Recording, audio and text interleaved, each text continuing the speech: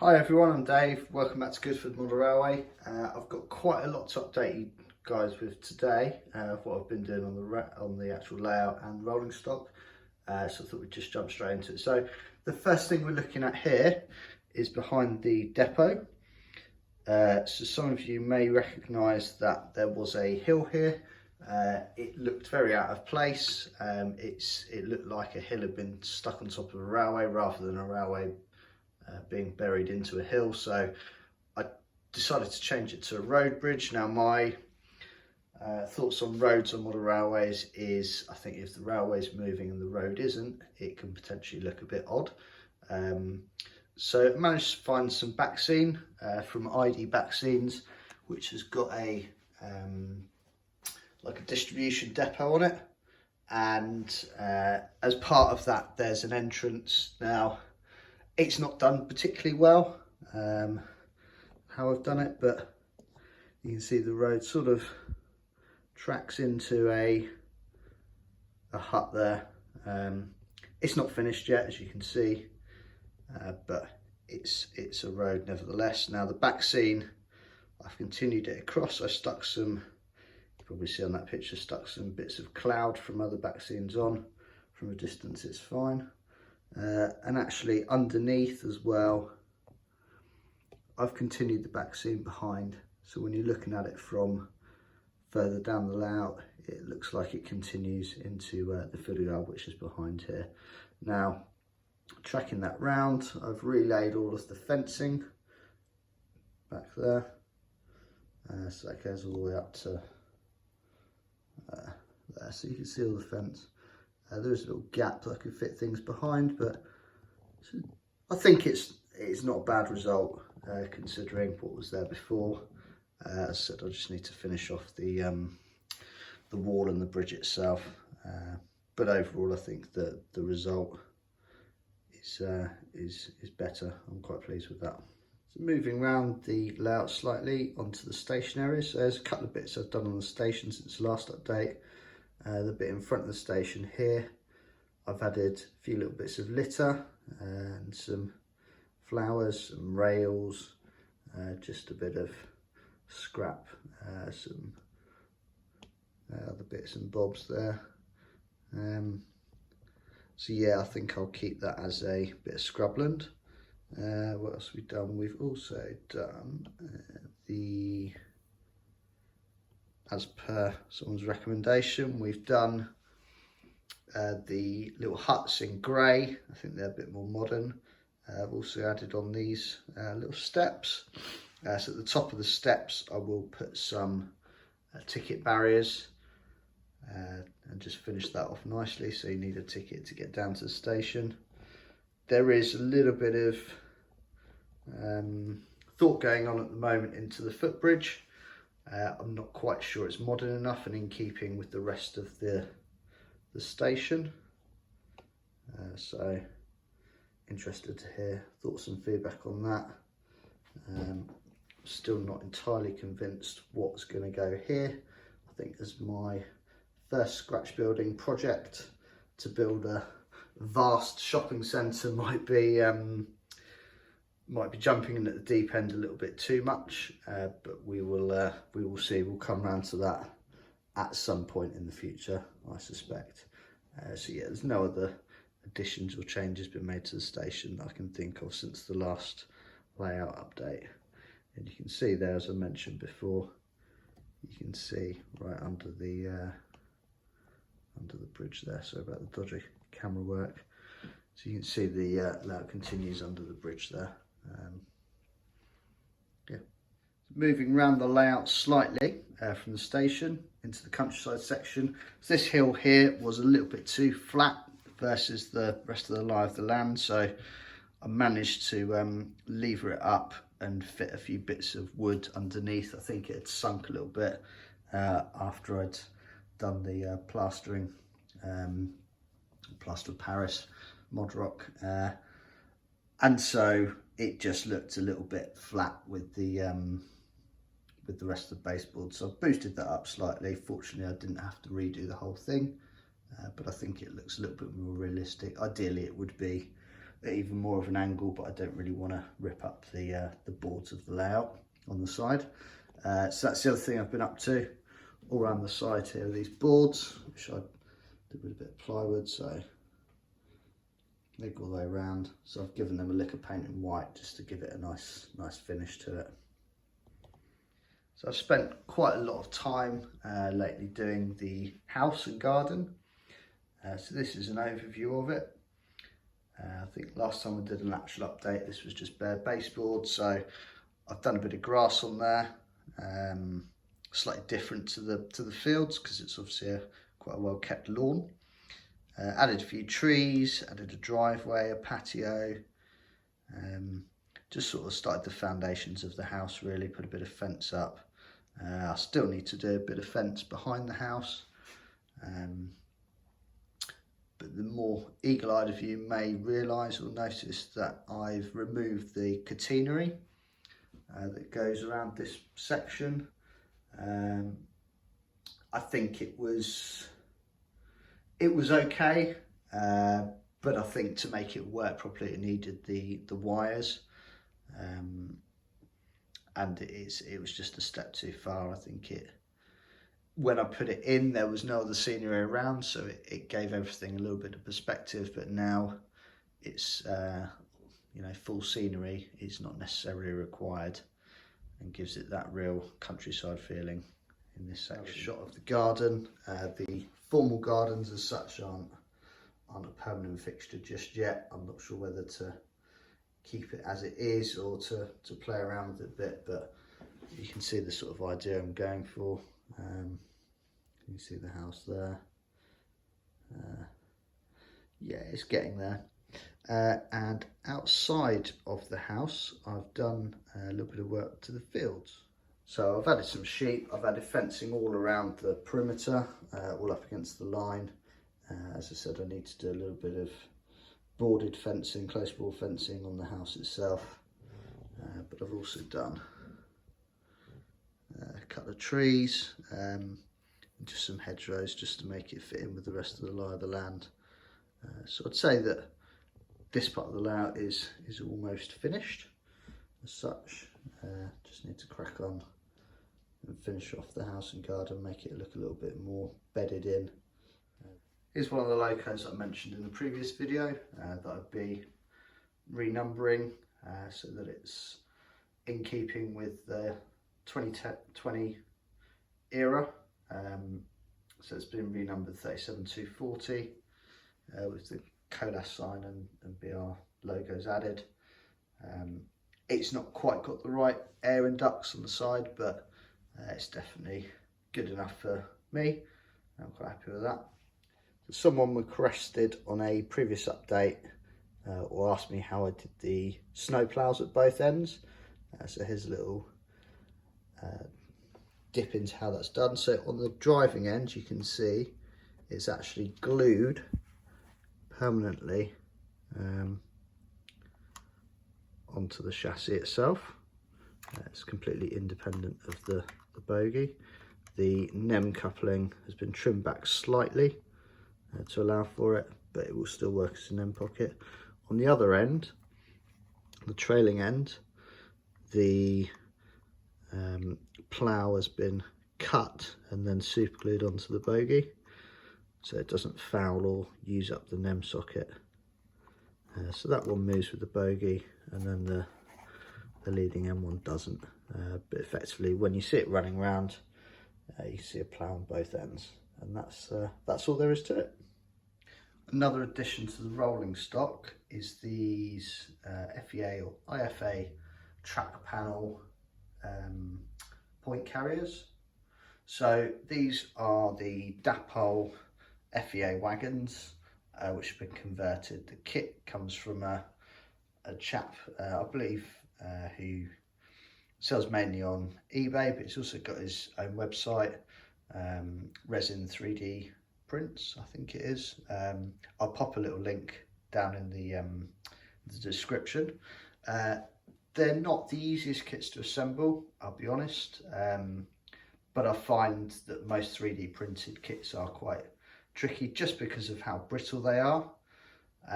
This is my second attempt. The first attempt didn't quite turn out right because the flat, the main panels, when they turned up, they were a little bit bowed. I did glue points onto them, but they still weren't quite right. I didn't get the angle right either on the wagon. And the other issue was the height and width clearance. I didn't read the instructions properly, so the bits glued onto the sides were a little bit too wide. They hit some of the fake point motors and ground signals, and also the height of them, they are exceptionally high, and the road bridge that I literally just installed I put too low, and I should have raised it when I did it. It's my own fault really, but just be warned, if you do get some of these, then be aware that you may have to make a few tweaks and adjustments to your layout itself. But these are one of my favourite wagons. I think they're a great bit of kit. They're exceptionally fragile though, so just bear that in mind after you've put them together. So yeah, I am really pleased with them, and I would recommend it. I think that the kit itself was about 20 quid, so it's not too bad. Obviously you then got the cost of the wagons themselves, and then I bought brand new points to put onto this one, which seemed to be the cheapest option at the time. There didn't seem to be any second hand or faulty ones available, not concrete sleeper ones when I had a look. So bought brand new points and chopped them in half the second they arrived. So but as I said, I think the results speak for themselves. I'm really pleased with it. So yeah, something I've been after for a long time, and just it's never come up at the right time for me, is a 166 First Great Western livery. It'd be lovely if there was a GWR one. I am aware that this First Great Western livery, I believe it's the Dynamic Lines one, was long gone by 2020, but it's the closest I can get to a First Great Western or GWR livery 166 now. Since receiving this, I've added some passengers, I've added internal lighting, that's all done through decoders in each power car, which also control the head and tail light. I've added a Legomanbiffo ESUV5 sound decoder as well, and some lighting in the centre power car. I've tried to do it so you can't see the motor that well. But yeah, I'm really pleased with the results of it. It was a bit of a learning curve for me because the decoders all had to be hardwired.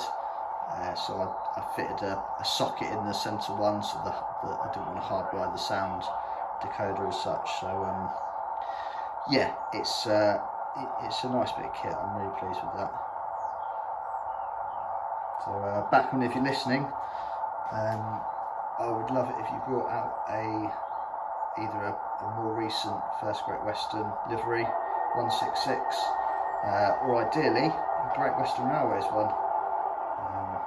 But we will see what the future brings, maybe one day. I've also added some lighting, internal lighting, kit from eBay, and some internal personnel, security staff into the DRS Mark IIs, the Hornby ones, rather than stumping up the cash for some of the Bachmann Collectors Club ones. I thought this would be the most economic solution to get what I achieved. So the train normally runs, I believe, with DRS 66s. Well, this is one formation that I've seen, with the KUA flasks, one of these barrier coats at either end, and then DRS 66 at the other end. I think it's one of the only times I've seen cab lights on in a loco while it's running, and security staff all sort of stood up by the windows watching out as it goes past. So yeah, that's finished that train off nicely. Obviously a little bit of weathering won't go amiss, but that will come later in the day. So a few other rolling stock additions. I couldn't let the new Bachmann 47 go miss. So I've got the one that's most relevant for my era, which is 2020. I think it's as close as I'm going to get for the era and the livery. That's the 47828 and the Intercity livery. And then I was forced, of course, to buy a nice rake of the Intercity blue and grey Mark IIs to run behind it. And then just behind that, I managed to finish off a rake of PCA tanks. I think there's about 20 or 22 of those now in total. And other additions to the fleet. You may have seen this in a previous video, but I've near as done finished it now. So that's just a barrier wagon. So that's just been finished off with the decals, the cantrell lining at the top, and numbering and a couple of coats of varnish. So it's not perfect, but when it's shooting past at whatever speed it will go, then it's good enough for me. So last but by no means least, the last addition is a rake of autoballasters. I already had a rake of 5, so I managed to pick up another set of 5. A very reasonable price. This one actually comes with a flashing tail lamp. I didn't even realise until I started taking them apart. You can see I've already started stripping them, and the plan is to do the yellow stripe, as I have done, experimented on the generator wagon. So I'll do that on all of them, and then put the network rail branding in the middle, and then give them a bit of weathering. So yeah, hopefully I'll have that done for the next update. Just going to do a quick panoramic of the whole layout, and I just want to say thanks very much for everyone's support, and thanks very much for everyone for watching.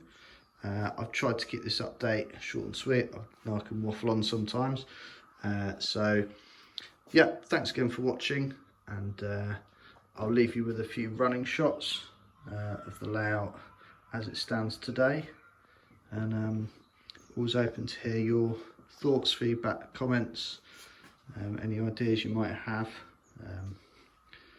Yeah, speak to you soon. Cheers.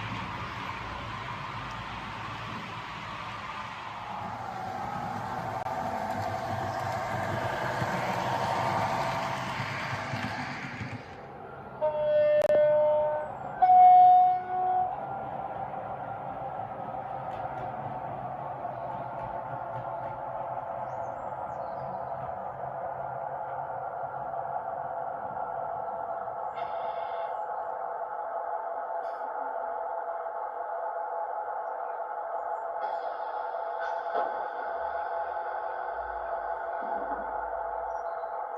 aboard this Great Western Railway service to Bristol Temple Meads. Please familiarise yourself with the safety notices